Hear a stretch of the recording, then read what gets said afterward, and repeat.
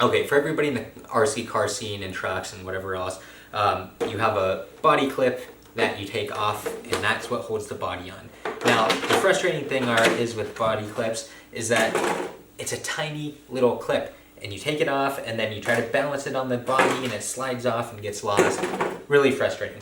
So I picked up some Dubro body clip retainers, and so these have little rubber attachments on there to hold the body clips on, so that way your body clips are always with the body and they never fall off. So let's take a look. So the body clips work like this. Basically, you have a rubber retainer on here, and I'll go over install here in a minute, and then you've got the body clip, which is then clipped right on, and then conveniently, because it stretches a little bit, put the body clip on, holds the body of the car onto the RC car, of course, and then when you're done, you just pull it off, and that's it. And they just dangle on there. You don't ever have to worry about losing those. Now, granted, you can crash and they might pop off then, but at least when you're sitting there in the garage and you're trying to work on your car, you're not going to be losing these left and right and having to buy new ones constantly, which that's not really an issue because they're not expensive, but trying to find it and deal with dropping them and losing them in the dirt or out at the track is really frustrating. So let's take a look at install and see how much easier life will be after you get these on. So to start with, you've got the body clip retainers and everything come in a little package, and they also come with some body clips. So let's take a look at those and see what we got. So inside the bag, got 2 retainers for the body clips, and then a handful, looks like 6 or 8 of them.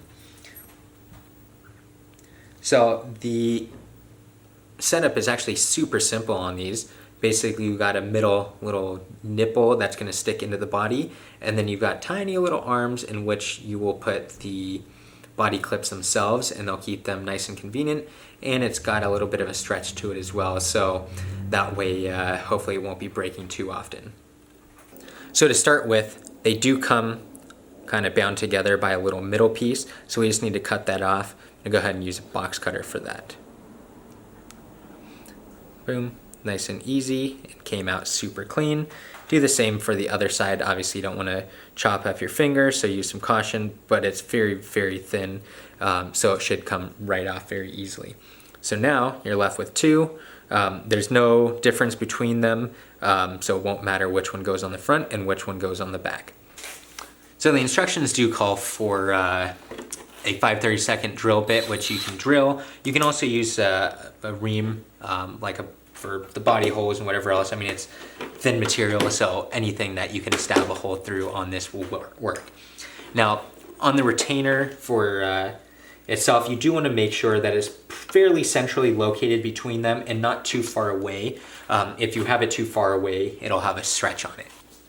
So what I'm talking about here with this stretch is obviously if you have it like right in between them, then it's not really stretching in order to make it to the body post, but don't put it like way on the back or something like that, because then it's going to have to stretch, and the more that this is stretched, obviously the faster it's going to tear and rip. So one thing to make sure is that, one, you check underneath the body to make sure that you don't have anything in between if you are planning on drilling the hole right in between. So right in between the 2 body post holes, you want to make sure that you've got an ample amount of room. So now that we verified here that we've definitely got the clearance on there, I'm going to do one other check before we start poking holes here. So the check that I'm going to do is that I did realize on my other body that because these are located in a spot that is higher than the body, when the car rolls over, it does rub on the ground for these. And obviously if you're in the dirt or grass or whatnot, sometimes that's going to happen anyway, but you should try to do your best to place this in a spot so that when the car rolls over, especially if you're driving on the street or something like that, that these aren't immediately worn in half. So what I mean by that is on the slash here, right in between is a good low spot, so that way even if the car slides on its back, it's not going to be rubbing on that. And then on the front, same thing, even if it's just dead center, because the top of the windshield and the bumper, even if it's sliding on the ground, it's not going to be rubbed off. So obviously there's a couple different ways you can do this. I'm just gonna go ahead and eyeball it since this doesn't need to be perfect. I'm not gonna have bodies forever. But try to come up, again, measure twice, poke once. So the other spot I could also have it is kind of like here, but I still think I like the idea of having it right here. So make a small divot on there, flip the truck around, take a look at the front, and same thing. I'm just gonna try to eyeball it, and again, double check that it's gonna reach. Eyeball it and go ahead and make that small divot. So now you gotta go ahead and drill those holes and pop these into place. So now that I've got the holes on here, I'm gonna go ahead and drill, and make sure you don't drill through your hand or whatever, because you know that will probably hurt.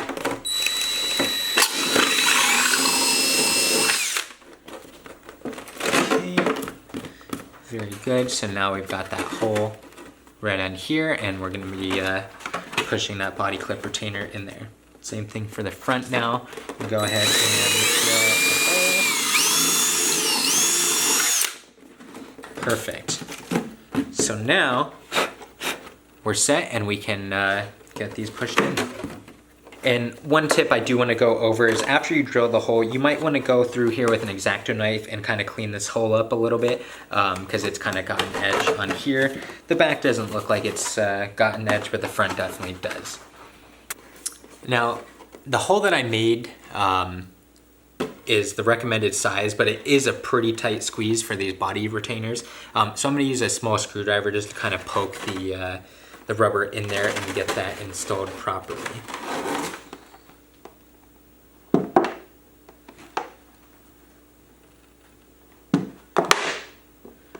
So once you've got that set up, you'll find that now the body clip retainer is in there, and it's actually got a little bit of room, so you might actually be able to use a smaller size than the 5/32 that they recommended, but at least now that is on there. Now do the same thing for the rear, and you're almost done. So now you should have something that looks very similar to this. You've got the body clip retainers on the front and the rear, and they should be pretty close here to the spots for the body posts. So now we're gonna go ahead and take 4 of the body clips. Obviously use your own, or you could purchase some separately if you'd rather do that. And there's a small hole on there, and you just thread the body clip through that. There's one.